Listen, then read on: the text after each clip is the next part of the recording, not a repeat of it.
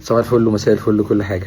فهتلاقي عندك مشكلة كبيرة جدا كده، تلاقي ناس حواليك اللي هو انت شايف ان هم اقل منك بكتير وشغالين بشكل غير اخلاقي وبيعملوا بلاوي غير طبيعية، بس الدنيا ماشية معاهم زي الفل.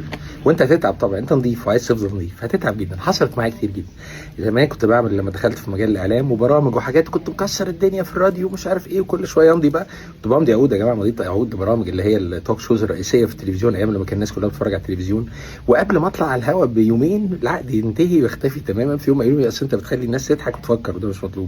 كنت اتدمر واخد على اعصابي جدا. اشتغلت مع شركه وانا لسه صغير في نص التسعينات، عملت شغل غير طبيعي. الراجل بقى مليونير في زمن قياسي وكل حاجه، مشي في سكه غير اخلاقيه كده تماما. انا اختلفت معاه، الراجل كان عليا الفلوس كلها.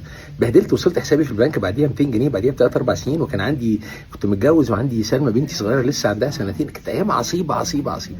طبيعي هتقلق وتبص حواليك وتقول اشمعنى وليه يا ربي ومش عارف ايه. وانا بقول لك بعد كل ده ما تعملهاش خالص. انا تعبت جدا لما ضيعت وقت في حاجه زي كده. رجعت فكرت نفسي، وانت عايز تعمل ايه؟ عايز تعمل الصح ولا عايز تعمل الغلط؟ انت نضيف وعايز تفضل نضيف صح؟ ما تقارنش خالص باي حد. طريقك هيبقى اطول، مشوارك هيبقى اصعب بكتير جدا، بس انت تبقى مستمتع انك نهايه كل يوم انت بتنام ان راسك على المخده كده مستريح جدا. عملت عليا.